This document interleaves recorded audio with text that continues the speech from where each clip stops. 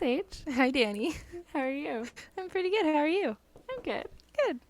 Welcome back, guys. Silence Welcome of the back. Hags. Yes, we are your hags. Thanks for tuning in. This is another episode of Halloweek. Yes, Halloween. Yeah, this is a fun one. I'm actually really excited. Yeah, me too. Yeah, what are we doing, Danny? We're going to be talking about some real life ghost stories. Real life ghost stories. Yeah. Yes, it's going to be super fun. Oh, I can't wait. Yeah. Yeah, this was a good one to research cuz you know what?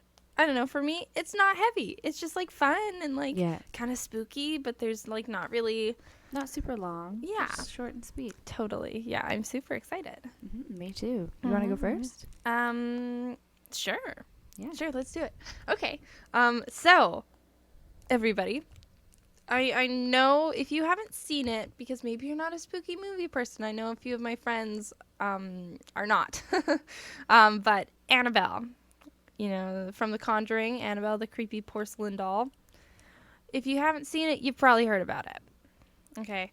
But what not everybody knows is that it's actually based off of a true story. So I went in to quite a few sources because I wanted to get like the most accurate picture possible essentially for this. But I went on to fucking Ed and Lorraine Warren's website. Nice. Okay.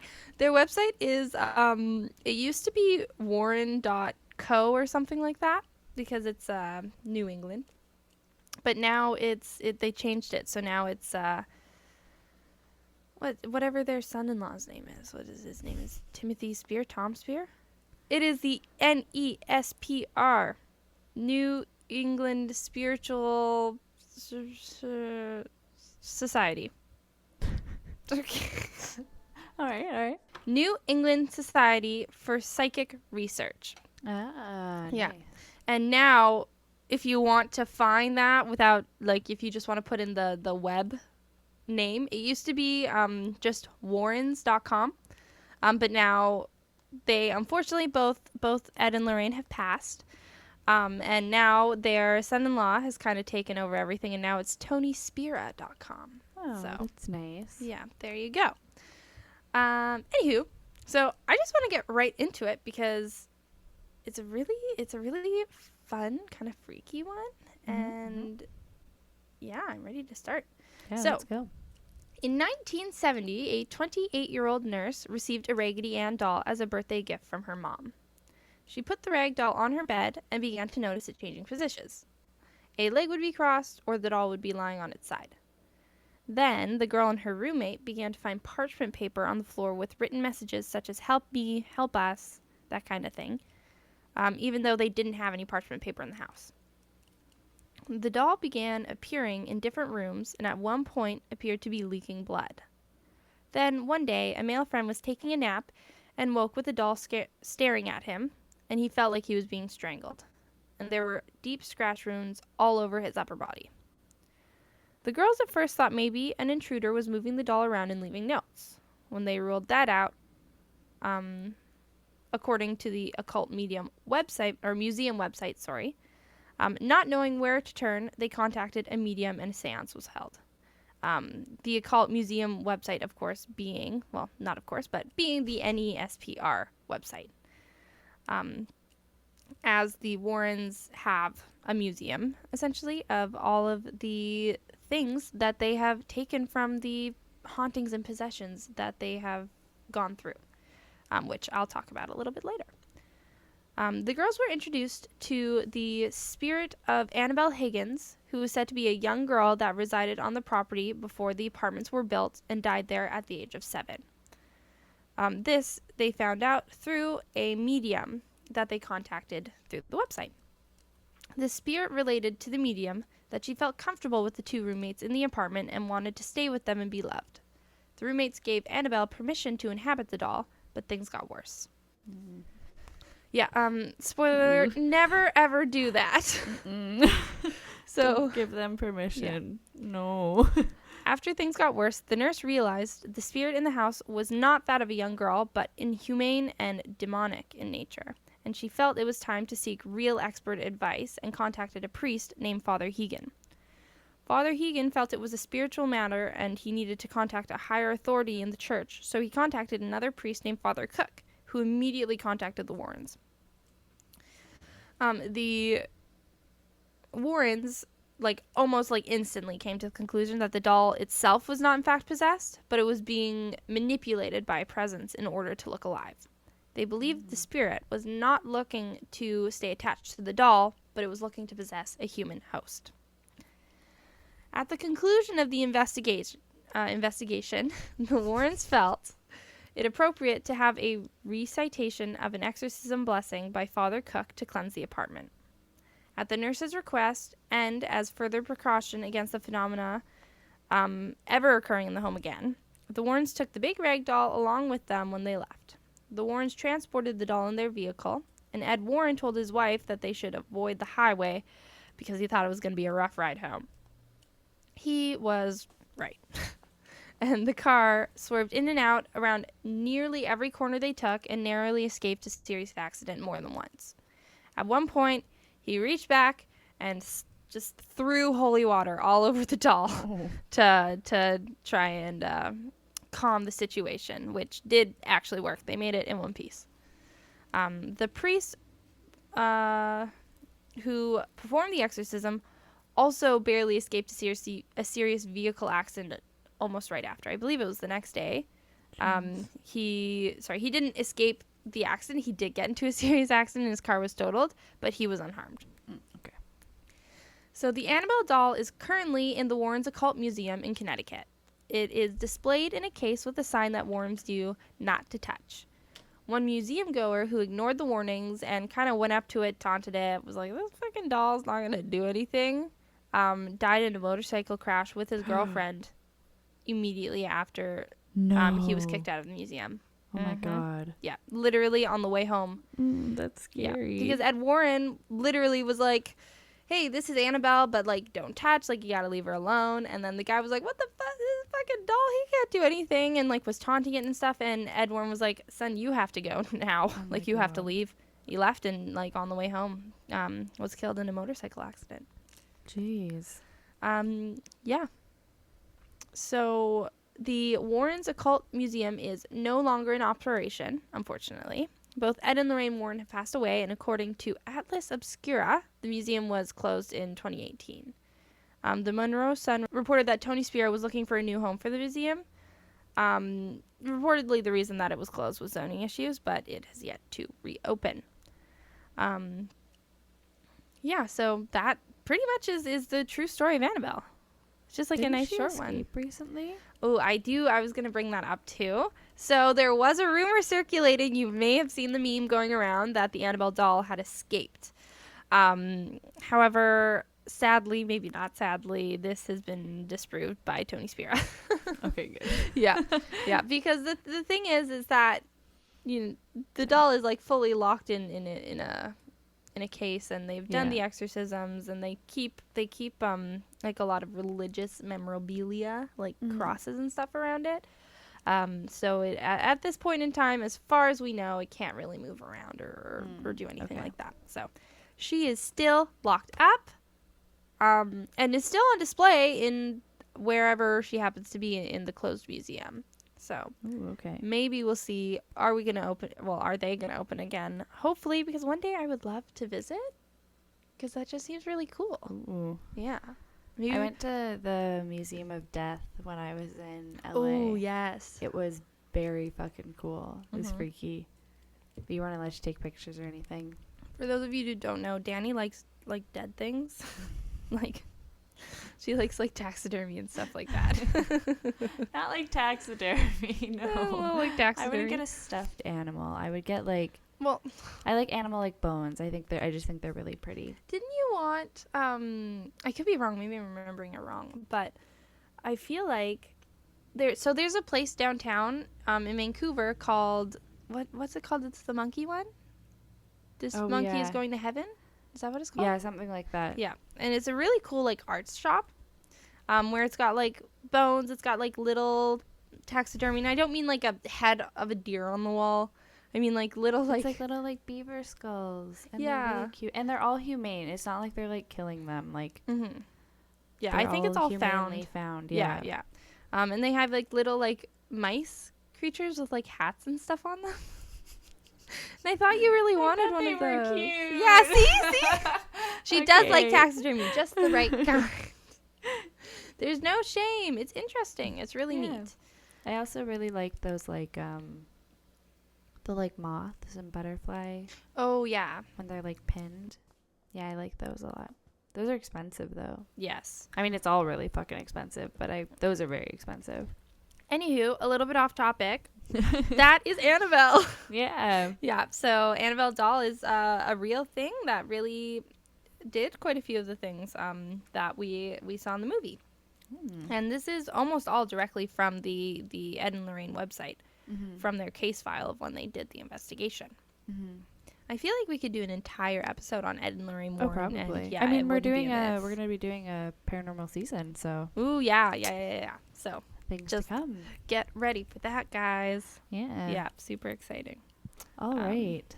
Yeah, I think it's your turn. Yeah, so I'm going to be talking about a real life haunted house. Ooh. Yes. Yes, so it is the Villisca Axe Murder House. Oh, I saw this one. Iowa. Yes. Yeah. So, a little background story about the house. So, Josiah Moore and his family bought the house in 1903 and lived there until 1912. On the night of June 9th, 1912, 6 members of the Moore family and 2 house guests were bludgeoned to death in the residence. All 8 victims, including 6 children, had severe head wounds inflicted with an axe. Oh, brutal. The murders were reportedly so horrifying, it said that they took the sinking of the RMS Titanic, which occurred about 2 months earlier, off the newspapers. Holy shit. Yeah. So on November 7th, this is where we're going to get into the spookies. Spooks. Spooks. Spooks. So this is now an actual like tourist attraction. Like currently or at that time? No, currently. Oh, Jesus. So you can actually go visit this axe murder house, and it's supposedly haunted, and I mean, go if you want, but according to this, careful. I wouldn't go. Yeah. It does. So actually, sorry, I'm gonna backtrack a little bit there. You can actually stay there. Ooh. It's not just like I should have mentioned. It's not just like a haunted house, like where you go and like walk through. You're like, wow, spooky. So it costs $428 a night, and you can stay there. Yeah. Visitors always report strange paranormal experiences, such as visions of a man with an axe roaming the halls, or the faint screams of children. Ooh. But that's not even fun. No. Like, if it's screaming kids, like, it's not even fun spook. It gets less fun. Ooh.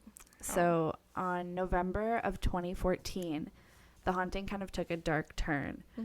Robert Stephen Lawrence Jr., he was 37 years old, from Wisconsin. He was on a regular recreational paranormal visit with his friends when true horror struck. So his companions found him stabbed in the chest, an apparently self-inflicted wound. Called 911, and Larson was brought to a nearby hospital before being helicoptered to another medical center in Omaha. Well, you know me. When I try to hurt myself, I just stab myself right in the chest. Yeah. Easy. So the Montgomery County Sheriff's Office said that Lawrence suffered self-inflicted injury at about 12:45 a.m., which is around the same time that the 1912 axe murders began in the murder house. Oh, shit. Yeah. So Spooky. He did recover from his injuries. He didn't die. He's never spoken about this publicly and what occurred that day.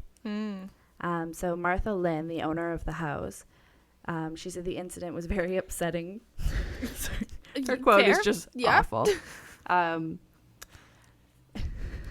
It's publicity, but not the kind of publicity we desire. I don't want people thinking when they come here that they're actually going to be axe murdered or something like that. So the house still remains open to tourists to this day. Yeah, you're not the best quote. No, not the best. It was rather upsetting. Oh, a man stabbing himself directly in the chest? Yeah, I guess it was. The same time that the other axe murders occurred. Yeah, Jesus, that's spooky, man. That's spooky. I do not do haunted houses. I hate them. I will not. Scary movies, all that good stuff. I'm into it. Yeah. Real life haunted houses, absolutely not. It's never gonna happen. Well, you're in the comfort of your own home. You can cuddle up in a little blankie with some hot chocolate. Oh, I know what I'm gonna do tonight. Scary movie, hot chocolate blankie. Anyways, but yeah, no, I literally, you would think that we'd be big, like, haunted house people because we fucking love this shit. But Absolutely not. I do not. I feel like we might have talked about it on the show before. We might have just talked about it in person.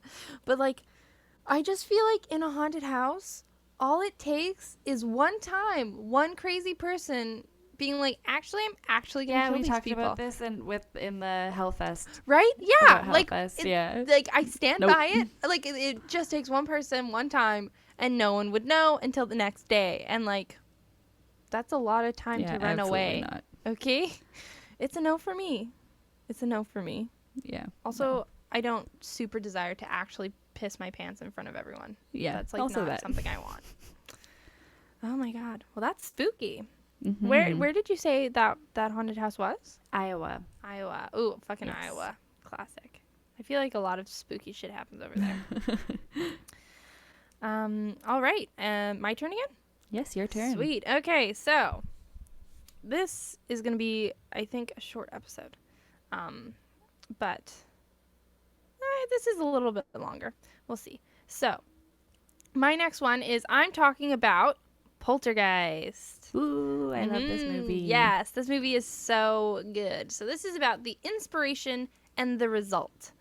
So I think we have all heard of or at least seen the movie, or I guess it would be the opposite. I think we've all seen or at least heard of the movie Poltergeist. In the movie, a young family are visited by ghosts in their homes. At first, the ghosts appear friendly, moving objects around the house to the amusement of everyone, and then they turn nasty and start to terrorize the family before they... You can't see my finger quoting, but finger quote, kidnap the youngest daughter. However, what many people don't know is that this one, along with Annabelle, is actually based on a true story. So on an evening in 1958, a man from Seaford, Long Island, New York, received a telephone call at work from his wife. She told him that she and their teenage children had heard a series of popping sounds coming from various spots around the house. Upon investigation, they found uncapped bottles of several substances completely upended in different rooms, including a vial of holy water, which spilled all over a bedroom dresser. The man was skeptical of the whole thing and advised his family to stay calm and keep the occurrences to themselves. He believed some prankster had gotten inside and tried to spook the family. Quick sidebar, I feel like I would be really concerned if someone had gotten inside my house and was just fucking with my family. Yeah. But, like, that's just me. It's just a prankster, Right? though. No, get them out of my house. Yeah, literally, get What them do you out. mean? Yeah. But anyways, it was important to him to keep things under control. However, 5 days later, the same thing happened again. And the next day, it happened again. This time, he watched in horror as bottles moved about his bathroom as by some unseen hand. This time, he called the police. Good. Yes. When the police arrived, more bottles began popping throughout the home. They performed a series of tests to rule out radio transmissions. What? Speaking of ghosts, my Siri just turned on randomly. Spook. I hate it. When the police arrived, more bottles began popping throughout the home. They performed a series of tests to rule out radio transmissions or electronic disturbances, but the bottles were not warm or otherwise charged. Because, of course, if there was an electrical disturbance, the energy from the electricity would have warmed up the bottles, which is why that's important. Whatever was happening to them could not be explained with logic. On February 17th, a priest came into the home to bless it. News of the activity at the house spread and was a subject of an article in Life magazine. People wrote letters offering potential reasonable explanation, while others believed the activity to be a result of poltergeists. Either way, more activity happened. The family purchased the home new and were the only people who had ever lived there, so there was nothing to indicate any unfinished business or something going on with a previous tenant. So why did this seem like an otherwise traditional haunting? The haunting ended as suddenly as it had started. After over 70 documented instances of paranormal activity, everything stopped and nothing was documented going forward. So, really similar to the movie. I mean, there's a few differences. The movie added in a couple of things, like A sequel. a sequel, a Native American shaman, Indian Yes. burial grounds. Which makes sense because, in the real story, there's nothing. Like, there's no explanation, and it just stopped as soon as it began. So, yeah, that's the inspo. So now we're going to go to the result of the movie, Poltergeist, talking about the first one specifically. So, you may have heard of the Poltergeist curse, in which 4 of the cast from the 1982 Steven Spielberg film they all died. So, 1 or 2, it happens. It's awful and it's sad. But we're talking 4 of the main cast from the one movie all died. And it all began... Spooky. You're right, it's spooky. And it all began in the first year after the movie was released. So the first person to pass away was Dominique Dunne, who played the older sister, Dana Freeling, and was killed in fucking weird circumstances. Awful, tragic, but weird. In 1982, so the same year that Poltergeist was released, Dunn separated from her partner, John Sweeney. In November of that year, he showed up at Dunn's house and pleaded for her to take him back. When she refused, Sweeney grabbed her neck and choked her until she was unconscious and left her to die in her home's driveway. Sweeney was sentenced to 6.5 years in prison, but was released after 3 years. Oh, what? Because, 3 Why? years... I think Why? good behavior. Okay. Yeah, you literally strangle your partner to death, but, 3 years seems fine. That's fine. Yeah. So that was the first weird death, and very violent death. Next, Julian Beck and Will Sampson. So these ones, while they're still sad, they're not quite as crazy. So the evil preacher, Kane, from Poltergeist 2, was played by Julian Beck. In 1983, Beck had been diagnosed with stomach cancer, which took his life soon after he finished work on the second installment of the series. So a year after Poltergeist had come out, he was diagnosed with stomach cancer and then died after the second one. That's upsetting. Yes. The same film was met with further tragedy after Will Sampson, who played Taylor, the Native American shaman, died after undergoing a heart-lung transplant in 1987. Will Sampson's son, Robert, was also murdered in 2013, and his son, Tim, died in 2019 from unknown causes. So I just felt like that was interesting to put in there. And finally, Heather O'Rourke, who is our heroine, Carol Ann Freeling, beautiful, sweet baby angel, big blue eyes, white blonde hair, so sweet. If you haven't seen the movie, she's lovely. And she was only 6 years old when the first Poltergeist film was released. And she was misdiagnosed with Crohn's disease in 1987 at the age of 11. Yeah. The following year, she fell ill again and her symptoms were casually attributed to the flu. A day later, she collapsed and suffered a cardiac arrest. So this is at 12 years old. She had a heart attack. Jeez. At 11 years old, she was misdiagnosed with Crohn's disease, which is pretty fucking crazy for someone that young. After being airlifted to a children's hospital in San Diego, O'Rourke died during an operation to correct a bowel obstruction, and was later to believe that she had been suffering from a congenital intestinal abnormality at only 12 years old. Oh, that's so awful. Yeah, really sad. So those are the deaths that happened after the movies were released. And these are just some odd things that happened in the movie that I wanted to put in there. That could have, I don't know if I'm going to say caused, but might have had something to do with this. So Will Sampson, the Native American shaman, performed an authentic exorcism after shooting wrapped up one night. Like, he dead ass just fucking did an exorcism. Oh yeah, wasn't it on the set too? Yeah, on the set. Yeah. And in front of a bunch of the other people. And everyone who was there for that, who's still alive, was like, yeah, it was really bad. It was not a good time. It was fucking scary. Mm-hmm. And then, according to Joe Beth, I've heard this rumor. I feel like this is the biggest rumor going around.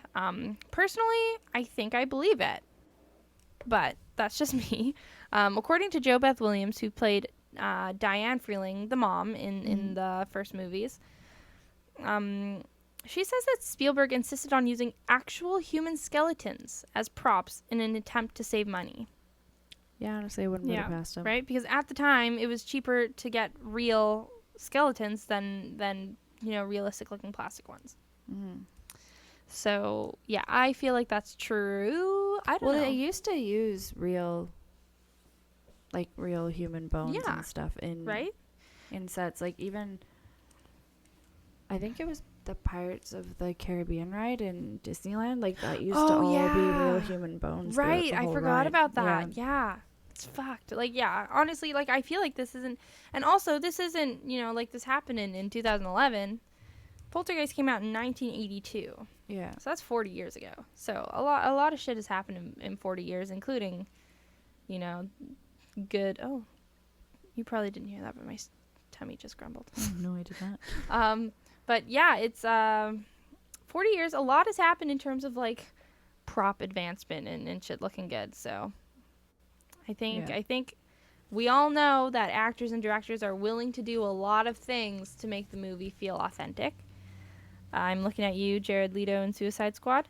So, yeah, I wouldn't be that surprised. Yeah. The Shining. Mm-hmm. Oh my God, The Shining. Yep. Fuck. Man, I used to want to be an actress so bad when I was younger.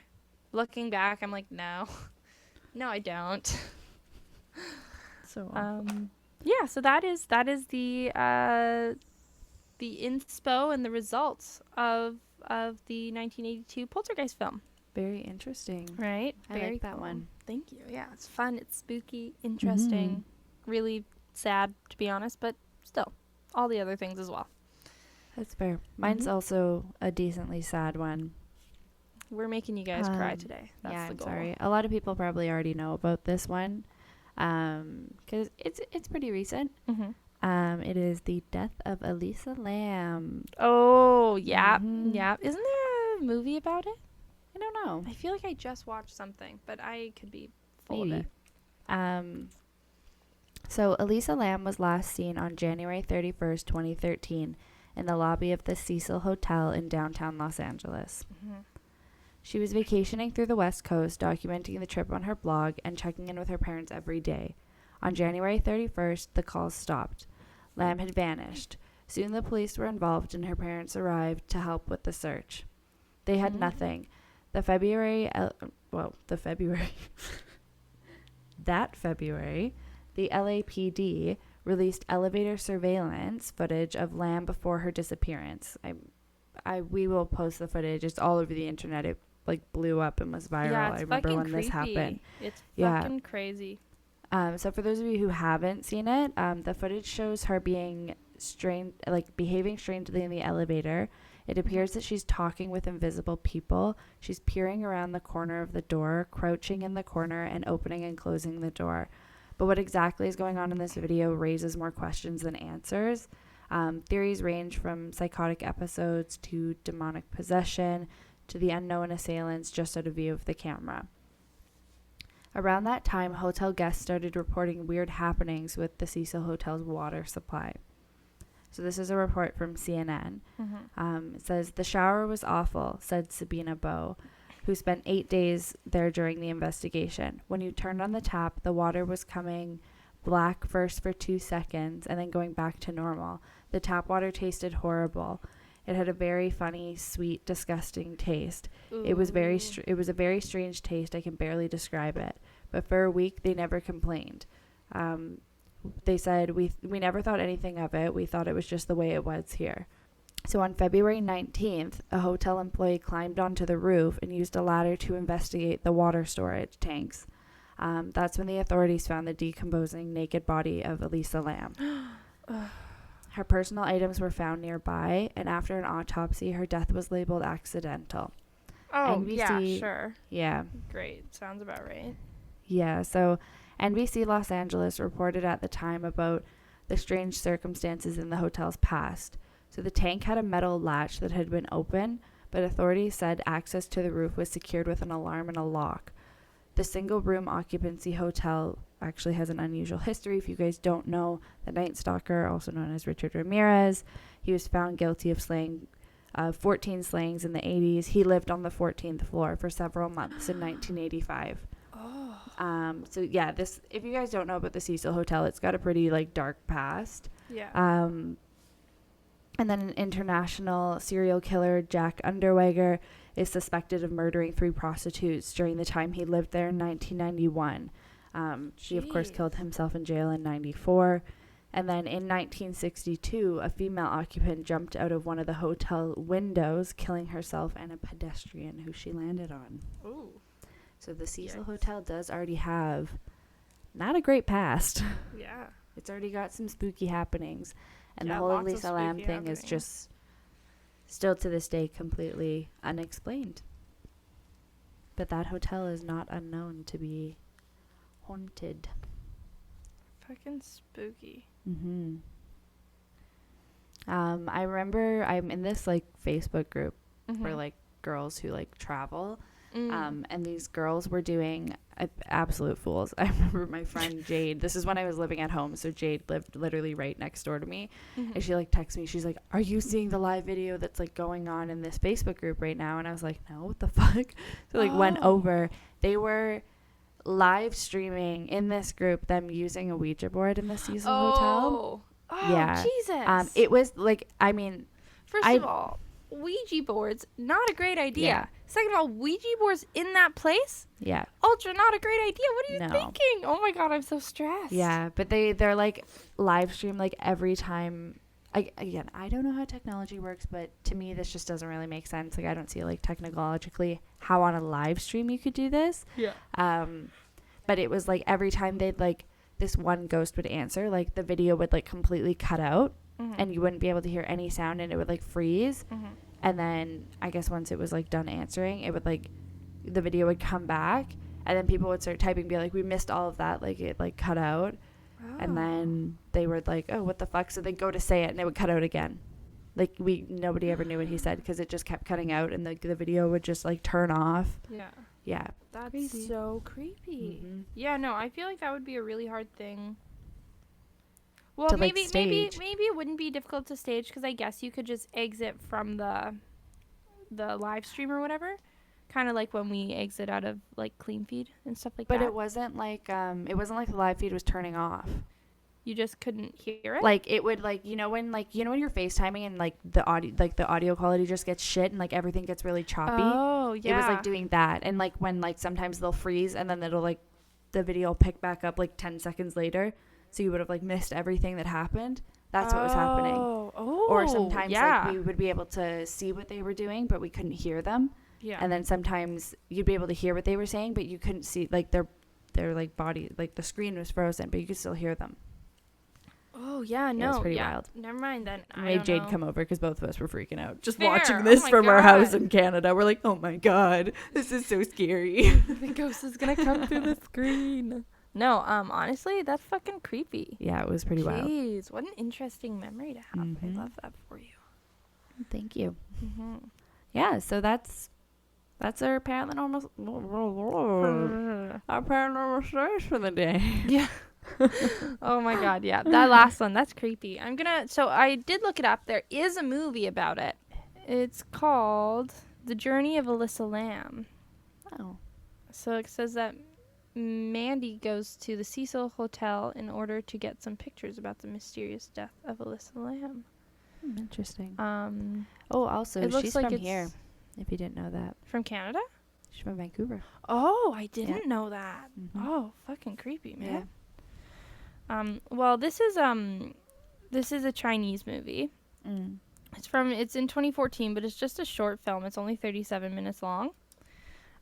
So yeah, if you want to look into that, it's called Journey of Alyssa Lamb, directed by Yang Wang.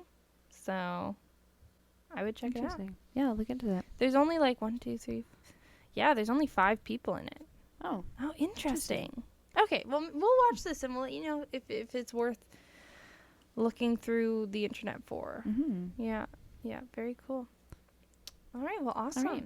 Yeah, Thanks. well, thank you guys for coming to another episode of Halloweek. Halloweek! Wow. Let us know how we're doing, how you're liking it. Mm-hmm. We're having a great time. We're having lots of fun. This was a really fun episode. For me, at least, to look into and research. This was a good one. And yeah, I guess we'll pretty much let you guys go. Enjoy your spooky lives. Yeah. And yeah, have fun. Halloween's coming up. I know it's kind of like a slightly canceled Halloween this year, but like, live your best still Halloween do stuff life. at home. Exactly. I'm dressing up on Halloween when I go to work. Gonna be watching spooky movies. Yeah. Get your hot chocolate out. Get your blankies. And then I don't know, make those friggin' witch finger cookies. Buy a box of Halloween candy.